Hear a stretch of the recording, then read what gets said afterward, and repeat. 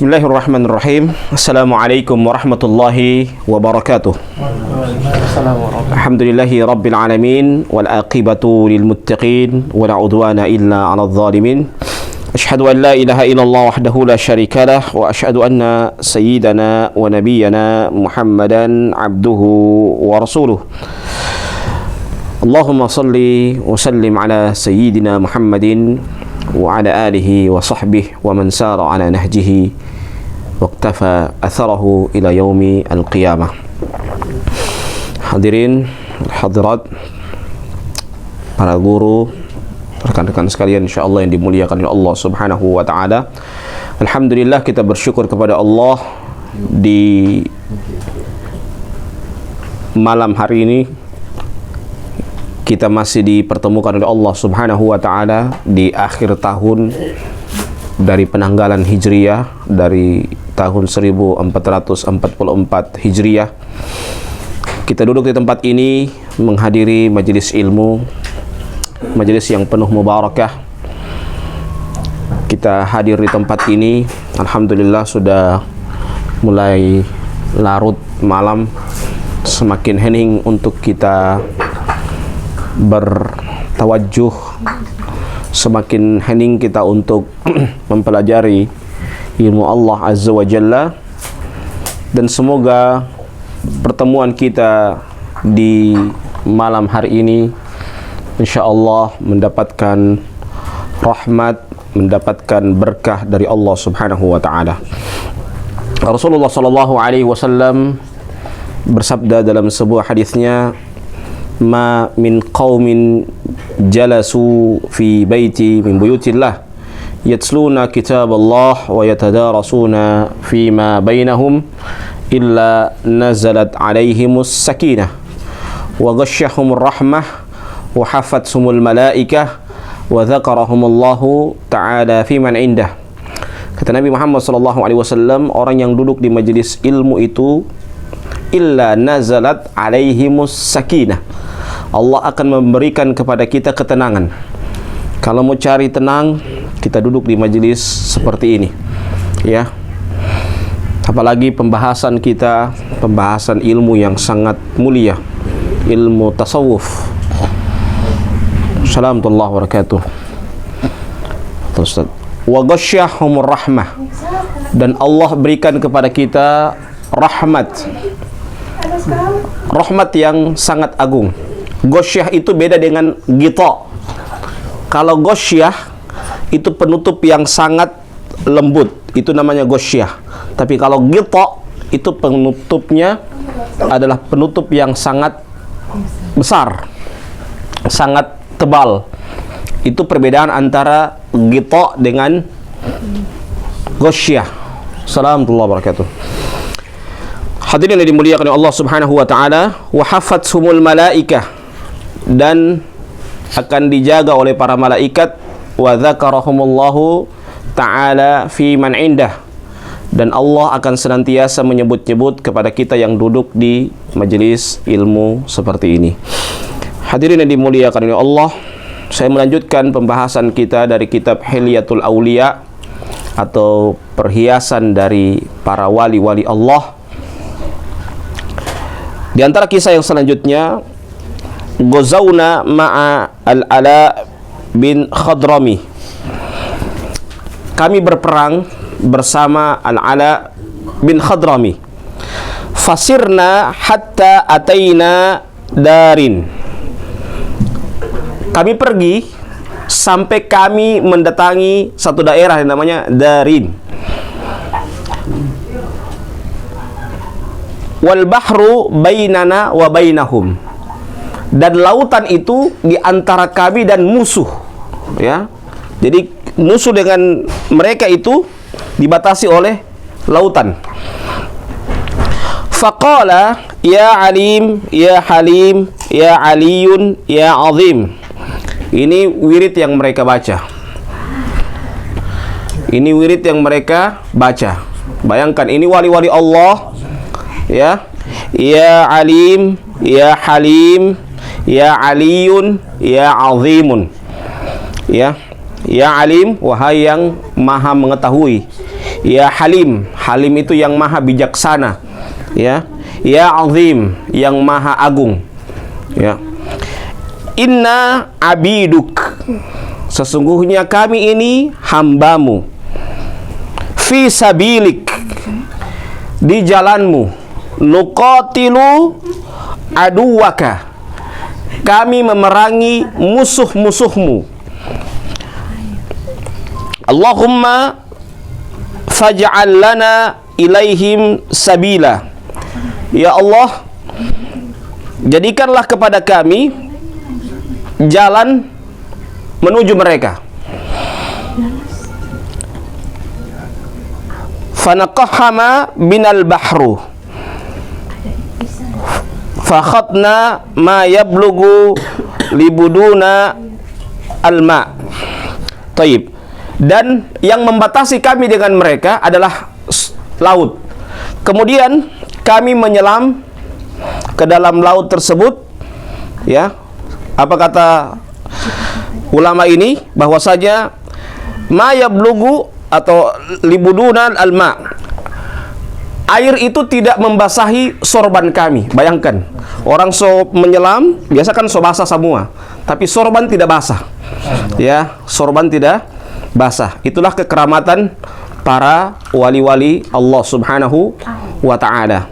Maka inilah pelajaran besar buat kita semua dari kisah ini.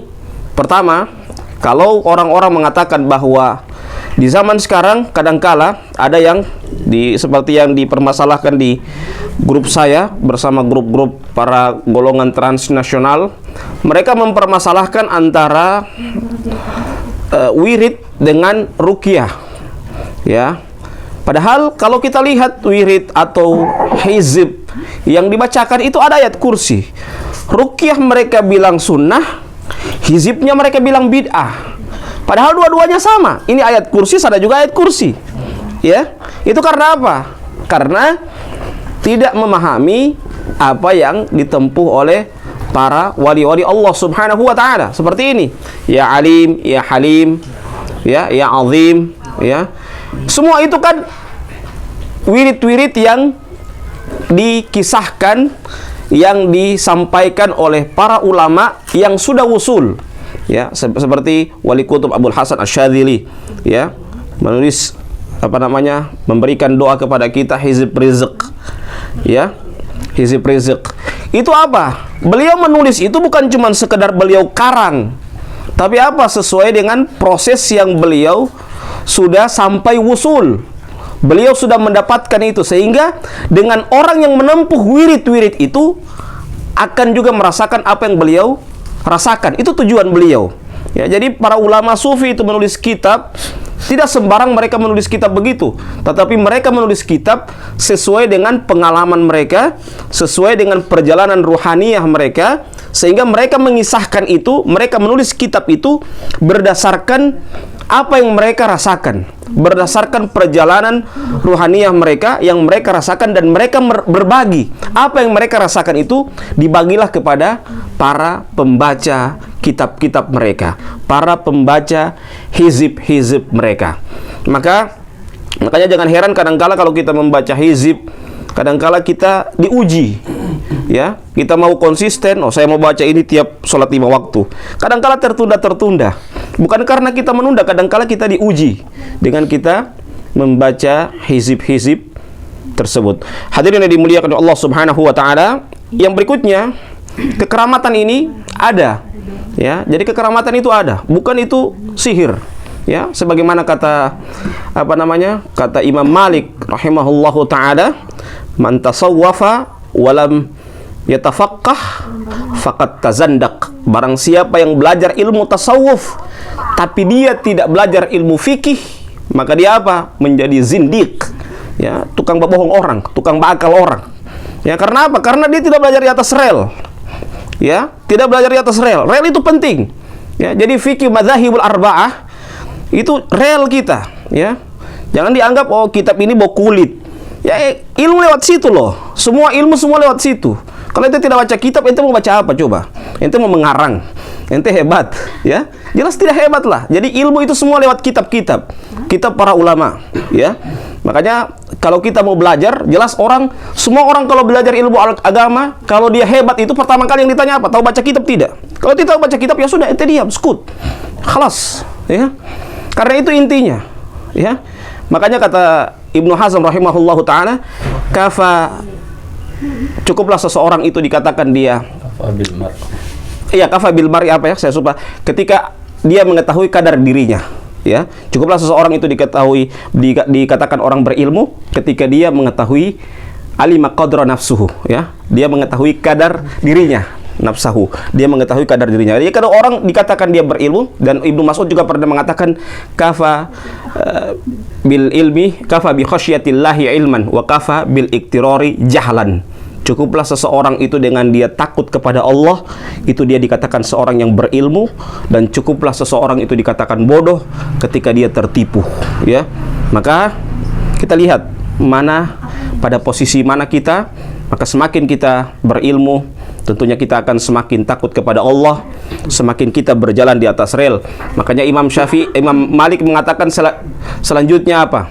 Waman yatafaqqah walam yatasawwaf faqad tafassaka. Barang siapa yang belajar fikih tapi dia tidak belajar tasawuf, ada orang-orang kan menolak ilmu tasawuf, maka dia apa? Menjadi fasik.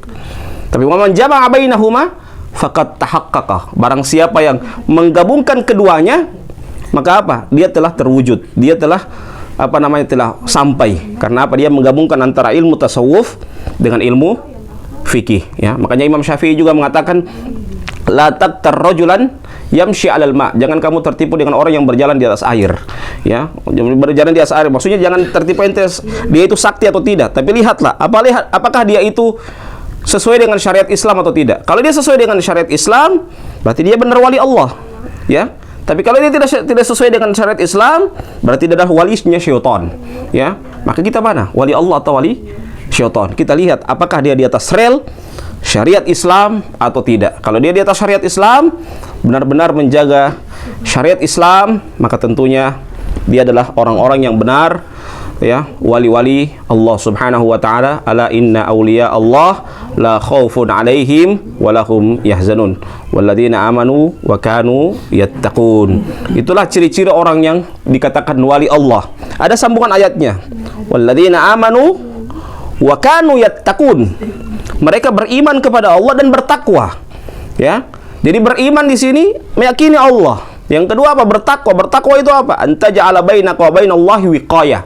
Engkau menjadikan antara kamu dengan Allah itu ada penghalang yang diharamkan oleh Allah. Jadi kalau kita tahu itu yang haram, ya sudah kita tinggalkan. Jangan justru kita semakin jauh dari perintah-perintah Allah Subhanahu wa taala. Mungkin ini saja yang bisa saya sampaikan pada malam hari ini. Semoga bermanfaat, dan sebagaimana biasa, ya, semakin larut semakin asyik, apalagi kita belajar ilmu hikmah, semakin larut semakin asyik, ya. Dan itulah yang kita akan cari ketika kita mempelajari ilmu hikmah. Kita mendapatkan rahasia-rahasia Allah, dan kita berharap untuk senantiasa kita konsisten, kita senantiasa komitmen dengan apa yang kita telah pelajari. Sekian, wallahu a'lam bishawab, wallahul musta'an, wallahu muwaffiq ila aqwamit thoriq. Wassalamualaikum warahmatullahi wabarakatuh.